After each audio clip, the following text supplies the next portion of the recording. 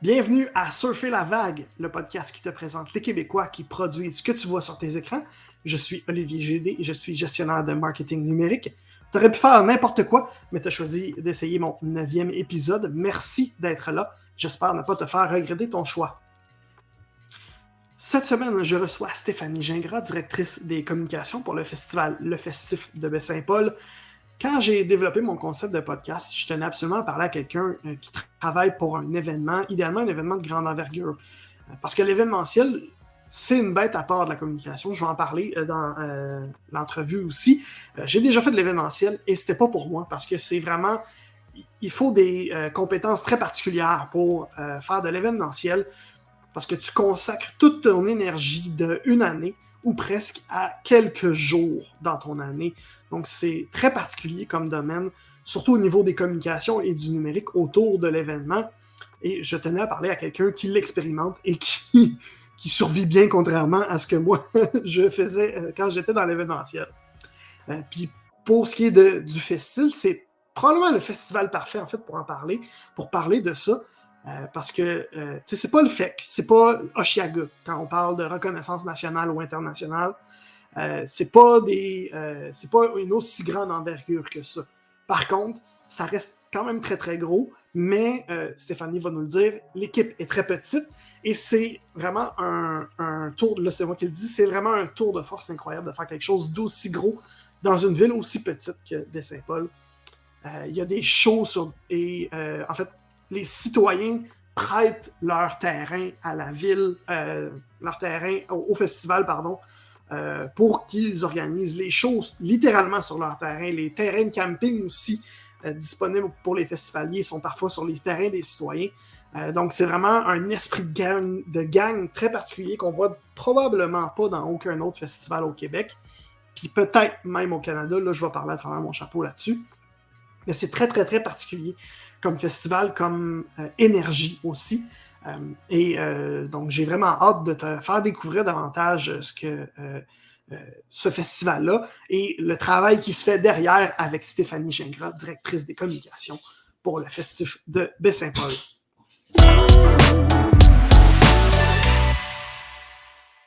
Stéphanie Gingras, bonjour. Salut Olivier! Pour les gens qui ne te connaissent pas, qui es-tu? Qu'est-ce que tu fais dans la vie? Je m'appelle Stéphanie, je suis directrice des communications du Festif de Baie-Saint-Paul, qui est un festival de musique qui en est à sa 13e édition, en fait, qui vient de terminer sa 13e édition cet été à Baie-Saint-Paul, dans Charlevoix. Puis qu'est-ce que ça implique comme tâche? Qu'est-ce que cet emploi-là te demande de faire au quotidien, en plus à l'année? En fait, tout ce qui est en lien avec les communications du festival, du marketing puis du service à la clientèle. Le festif en soi, c'est pas uniquement le festival. On a aussi des projets connexes qui sont le festif à l'école. Ça se trouve être un projet qui est dans les écoles, évidemment. Cette année, on va faire à peu près 70 écoles partout au Québec avec des artistes pour faire connaître la culture aux jeunes des écoles primaires et secondaires.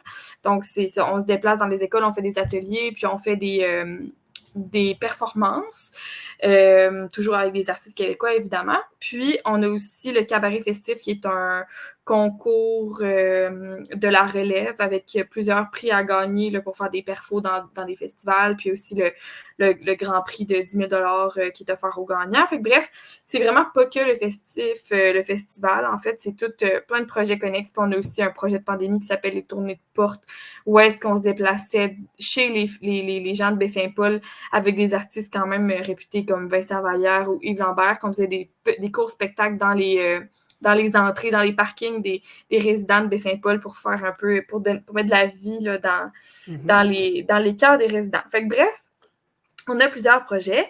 Puis, moi, aux communications, je m'occupe, dans le fond, évidemment, des médias sociaux, mais aussi des relations de presse, tout ce qui est, je chapeaute des équipes pour le graphisme, pour les photos, les vidéos, les lives Facebook, parce que souvent, on en fait aussi, tout ce qui est achat publicitaire, Je dirais que c'est pas mal ça en lien avec les communications, mais sinon, je fais aussi le lien avec les partenaires, là, parce qu'on le sait, un festival, ben, c'est aussi beaucoup de commanditaires. Fait que je fais aussi le lien là, avec le directeur général puis les partenaires pour leur visibilité. Puis tout ce qui est service à la clientèle, ben, les réseaux sociaux, ça vient un peu avec ça. Là. C'est-à-dire qu'on reçoit beaucoup de messages, oui, sur le courriel du festif, mais aussi sur Facebook, Instagram, même TikTok maintenant, là, qu'on reçoit aussi des messages via là. Fait que c'est un peu tout ça dans ma cour en même temps. Puis, j'imagine que ça te fait quand même des grosses journées, tout ça. Surtout, puis que ça doit changer, en fait, avant, pendant, après puis après le festival. En fait, si tu veux, peux-tu nous faire un peu un portrait de ça, de le avant, le pendant et le après? Qu'est-ce qui change? Qu'est-ce qui est différent?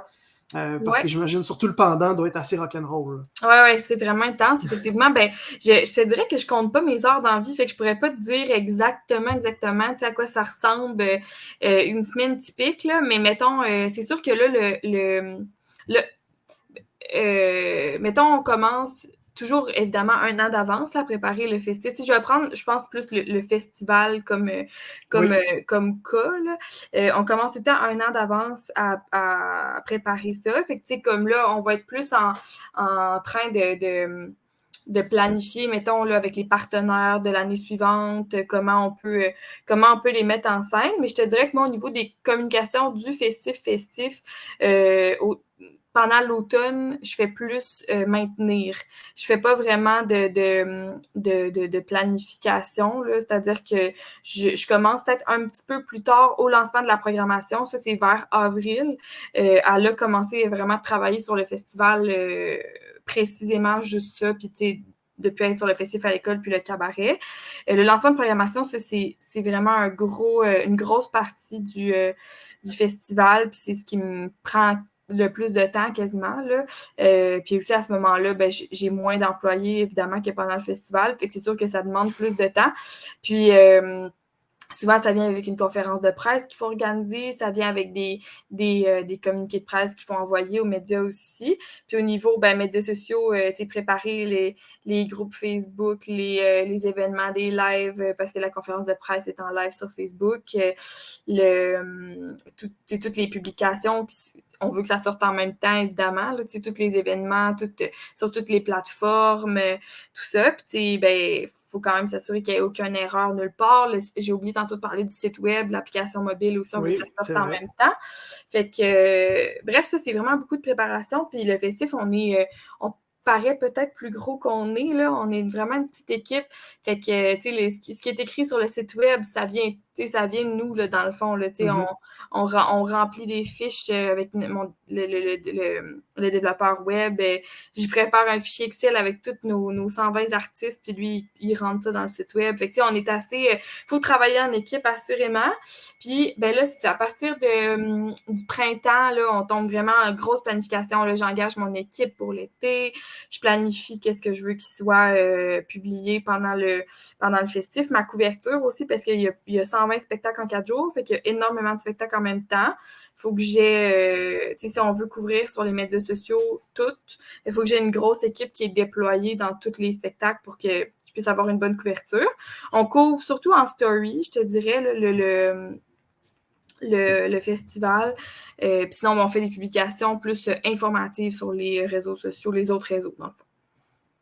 Puis le après, c'est vrai, le après. Oui, c'est ça. Mais là, je suis beaucoup en train de faire des post-mortem, c'est-à-dire que je rencontre chacune des équipes avec qui j'ai travaillé, puis je leur demande qu'est-ce qu'on peut améliorer pour l'année prochaine. Fait que c'est pas moins de job, c'est beaucoup de rencontres one-on-one pour arriver à nous améliorer pour l'année suivante, en fait. Puis on fait des rapports post-événement, on monte aux partenaires, regardez les posts qu'on a faites pour vous, les stories qu'on a faites pour vous, c'est quoi vos activations de commandites sur le site.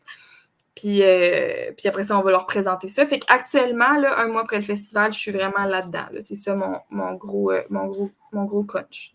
C'est ça, je m'en avais demandé. Là, on est le 24 août au moment d'enregistrer notre entrevue. Le festival, ça finit quoi? Là, 3 semaines, 1 mois? Précisément 1 mois, en fait, ça finissait le 24 juillet. OK. Donc là, en ce moment, tu es vraiment dans le post-mortem, la conclusion du dernier événement.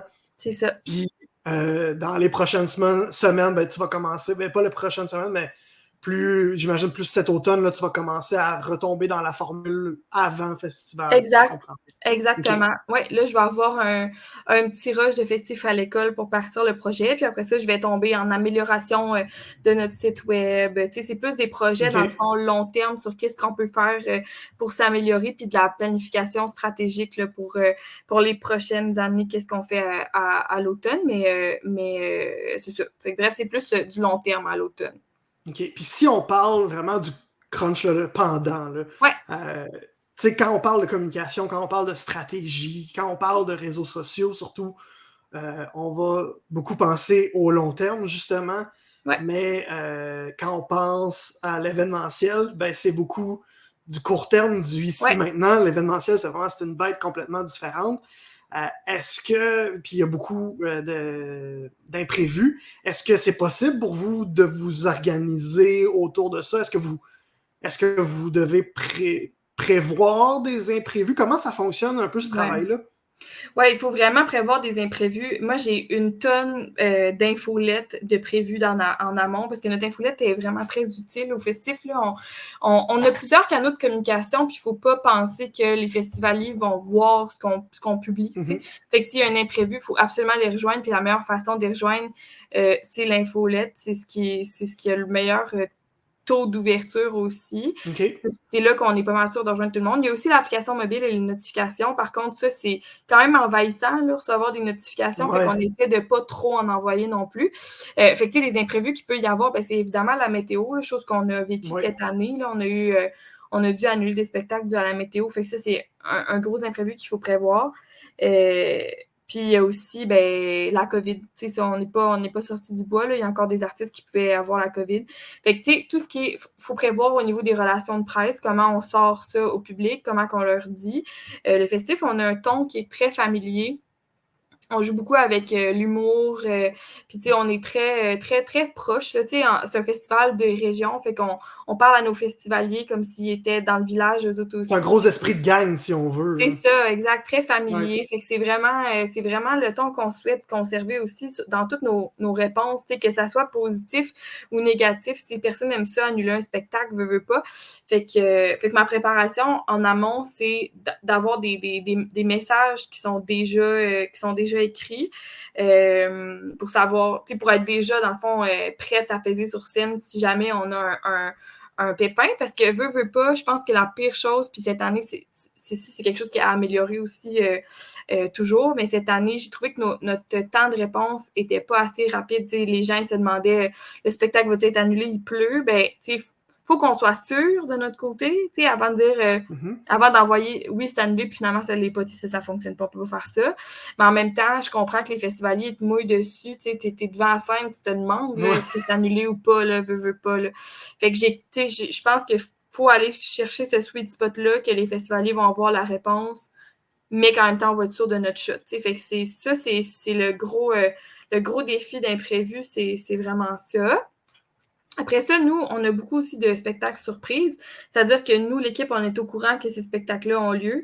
En fait, ça s'appelle les imprévisibles. Là, c'est comme ça qu'on appelle ça. Nous, on est au courant, mais les festivaliers ne le sont pas.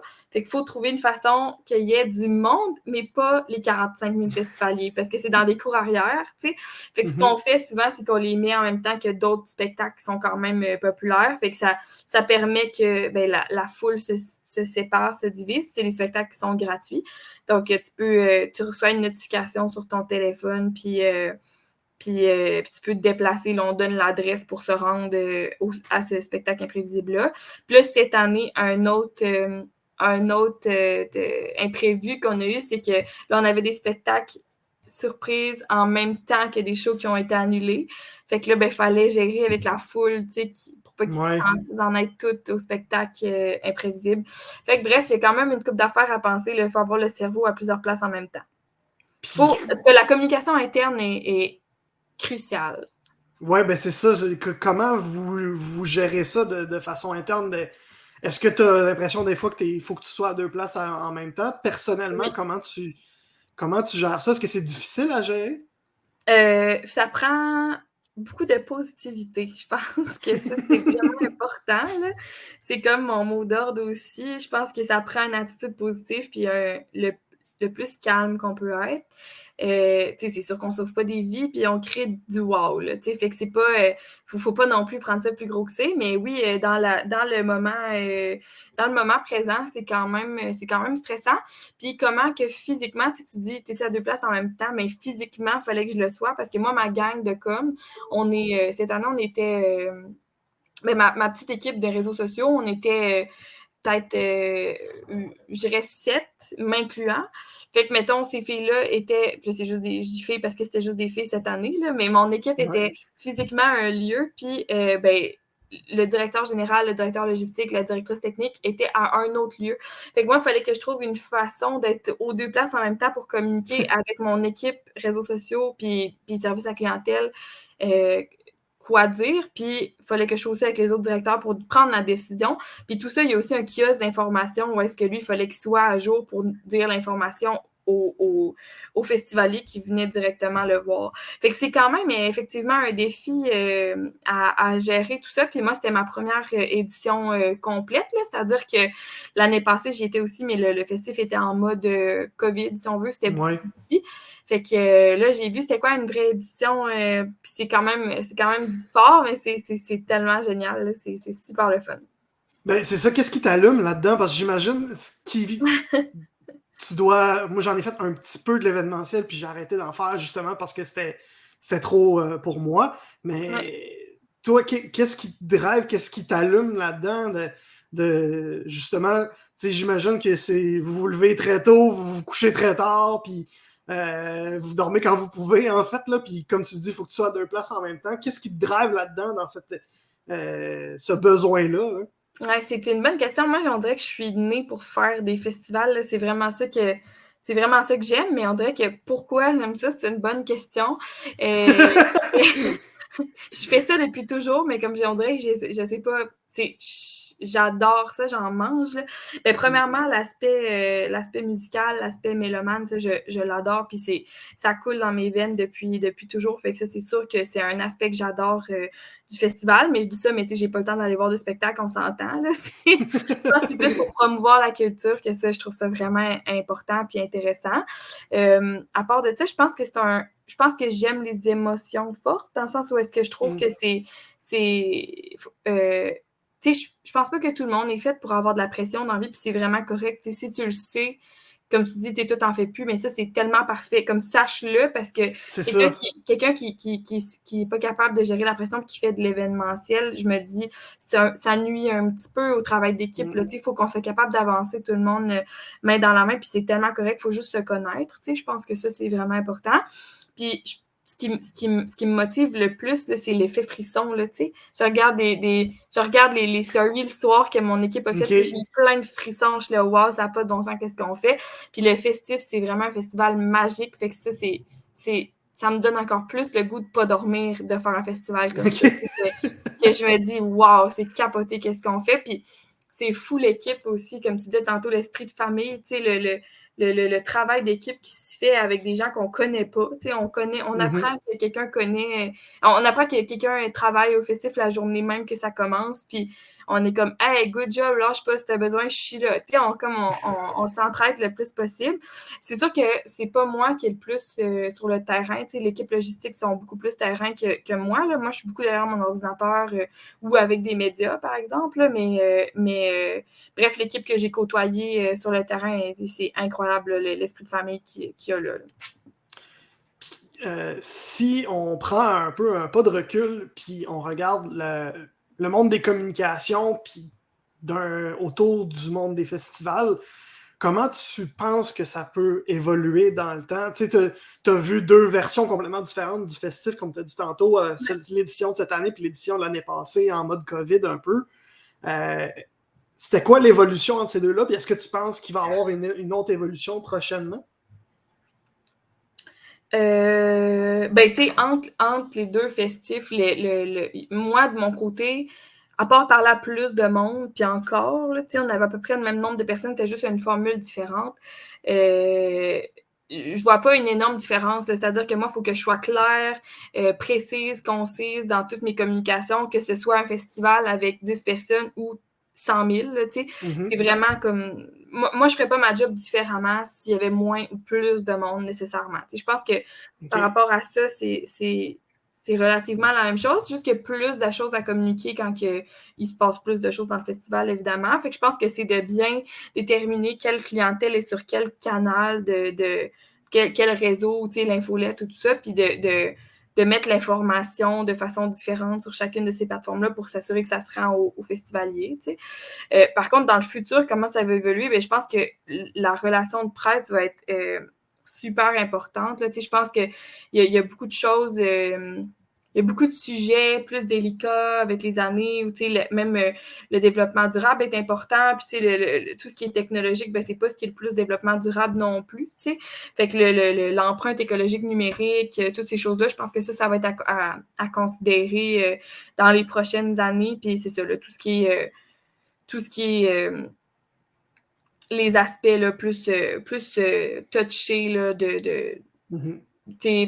je sais pas moi, mais s'il se passe des choses dans le festival, il faut vraiment bien le traiter. Des choses un peu plus négatives, par exemple, il faut vraiment bien le traiter parce qu'évidemment, sur les réseaux sociaux, ben, tout se sait rapidement. Là, fait que, la gestion de crise, si on veut. Oui, c'est ça. La gestion de crise a toujours été importante, mais là, je pense qu'elle l'est encore plus avec les réseaux sociaux parce que tout va vraiment vite. T'sais. Sinon, bien évidemment, il faut rester à l'affût, mais ça, c'est pour n'importe qui, pas juste des festivals, mais il faut rester à l'affût des trends parce que ben, on n'est pas à l'abri qu'un autre festival pop puis qui soit plus intéressant pour notre clientèle ou quelque chose comme ça. Fait qu'il faut j'aime pas cette expression-là, mais il faut se réinventer constamment. Là, nous, on a une ADN propre à nous qui vient des fondateurs, Clément et Anne-Marie, depuis 13 ans, c'est eux qui sont là. Ils ont bâti cette ADN-là au fil des années. Je pense que c'est vraiment important qu'on la garde puis qu'on la cultive, cette ADN-là, pour ne pas la perdre puis pour ne pas se ranger avec les gros festivals. Je pense qu'il faut qu'on reste un festival de région avec notre ADN. Puis ça, c'est un gros défi à transmettre sur les réseaux sociaux, veut pas.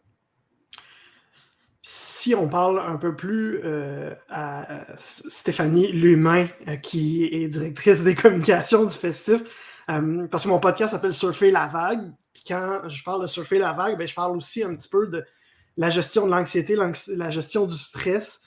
Tu as dit tantôt que pendant l'événement, c'est quelque chose qui, au contraire, ça drivait un petit peu ce thrill-là.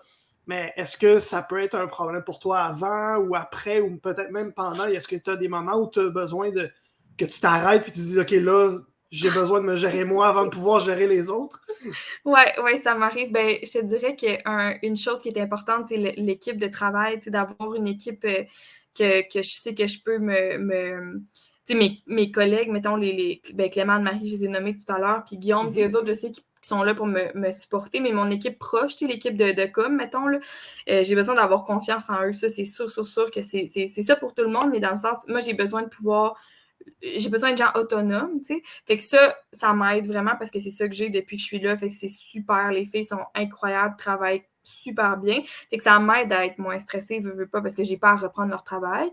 Mais oui, ça m'arrive. Ça m'est arrivé. Le samedi matin est rough, là. Tu sais, nous autres, c'est jeudi, vendredi, samedi, dimanche. Oui. Le samedi matin, pour une raison que j'ignore, c'est rough. Je me souviens, là, le samedi matin, le 23 juillet, là, j'ai eu un petit breakdown. Là. J'étais allée dans une scène qui était fermée. C'était un chapiteau qui c'était juste le soir, fait que c'était fermé. Puis je me suis assise à terre en tailleur. Je me suis mis à pleurer, ça a duré 10 minutes. Je me suis regardée dans mon ciel, mon make-up est coulé. Non, c'est bien beau, je recontinue. Ça a tout pareil. Mais quand même, faut être bon pour avoir la présence d'esprit que, OK, là, il faut que j'aille me cacher sur une scène pour sortir le méchant, puis après ça, on peut repartir. C'est quand même... Je te lève mon chapeau d'avoir réussi à faire ça quand même. Ouais, parce que mon entourage est patient aussi. Là. C'est-à-dire que c'est sûr qu'un mois avant le festival, le ménage est un peu mis de côté, puis faire les repas chez nous, c'est un peu mis de côté aussi. Là. Fait que ça, c'est important, en tout cas pour moi, que mon copain il comprenne ça, puis tout ça. Fait que ça,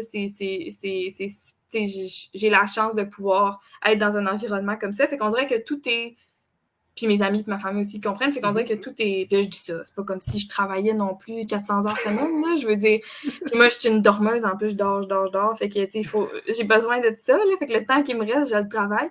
Mais ouais, non, j'ai la chance de pouvoir évoluer dans un milieu comme ça. Fait que, tu sais, moi, j'ai pas j'ai pas vraiment de négatif à dire, là. Puis le stress, moi, ça m'atteint pas tant, là. C'est rare que ça va paraître. Puis les gens qui me connaissent bien vont dire que je deviens juste plus énervée, mettons. Mais je le suis pas tant à base. Fait que quand je suis stressée, là, je deviens plus allô, ça va? Tu sais, je deviens plus hype, si on veut, là. Ouais, c'est ça. Je parle plus aigu, genre. En terminant, si tu avais un seul conseil à donner à quelqu'un qui veut marcher sur tes pas ou à la Stéphanie Gingras d'il y a 5 ans, mettons, qu'est-ce que tu lui dirais? Bien, apprendre à se connaître, parce que le fait que je gère mon stress, je pense que c'est parce que je me connais bien, puis je le sais le moment où est-ce qu'il faut que j'aille le pleurer le 10 minutes, là, tu sais. Je pense que c'est la chose la plus importante, puis pas avoir peur d'essayer des choses, tu sais, c'est-à-dire que j'ai fait beaucoup d'événements avant de me rendre là, puis j'étais super chanceuse d'être engagée au festif puis d'avoir le poste que j'ai là, mais tu sais, avant, j'ai fait plusieurs autres événements à Québec, mais j'habite à Québec, dans le fond, là, même si le festif était à Baie-Saint-Paul, fait que, tu sais, les événements de Québec, je les ai pas mal toutes faites, fait que j'ai eu cette chance-là de pouvoir tester ce que j'aime, puis aussi de voir mes forces puis mes faiblesses.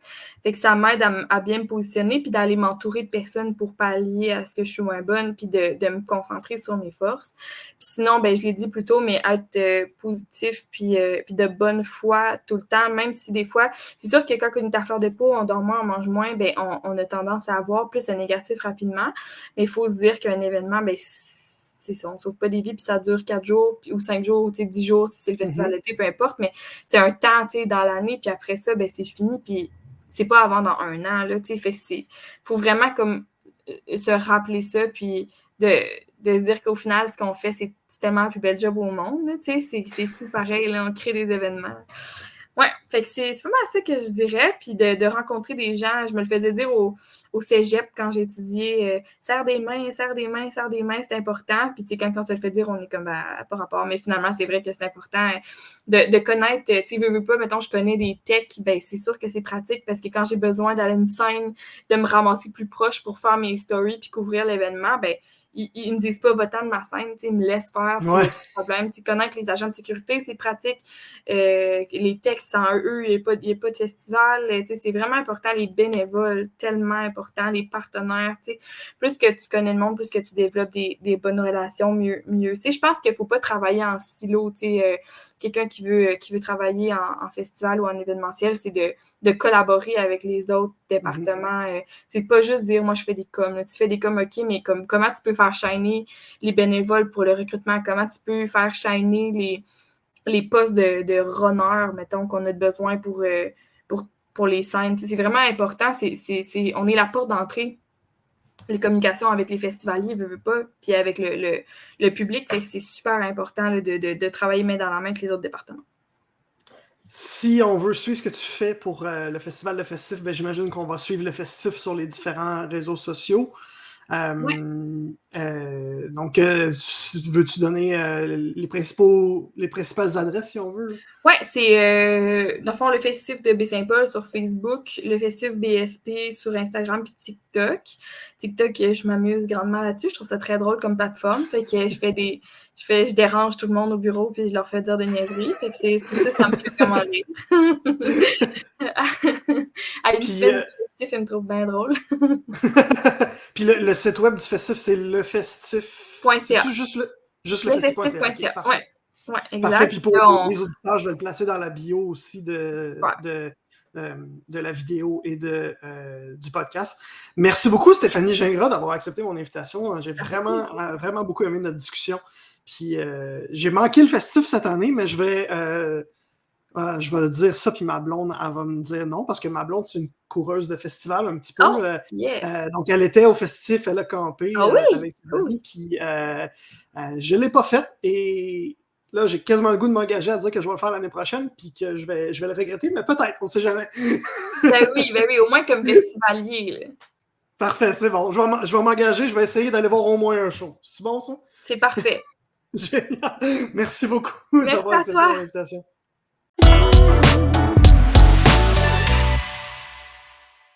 Un énorme merci à Stéphanie Gingras, directrice des communications du Festif de Baie-Saint-Paul. Quand je disais là, en introduction que l'événementiel, c'est une bête particulière, je pense que Stéphanie nous l'a bien démontré.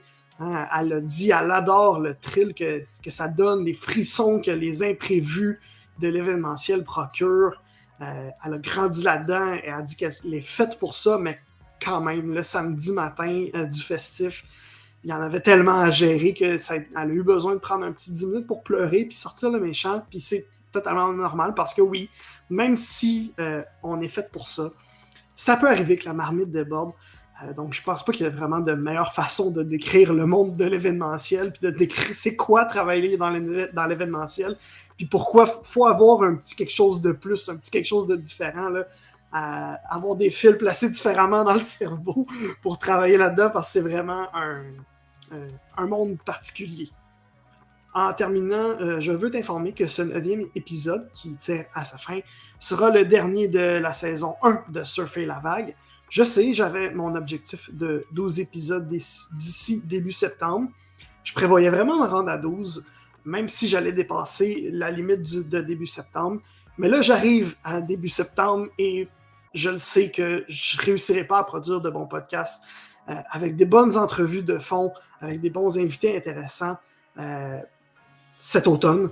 Donc, je préfère m'arrêter pour tout de suite, dire que la saison 1 a eu 9 épisodes, puis même si je n'ai pas atteint mon objectif, je suis extrêmement satisfait de tout ça malgré tout. Et j'ose espérer être capable de m'organiser pour revenir avec une deuxième saison quelque part en 2023. Je te tiendrai au courant rendu là.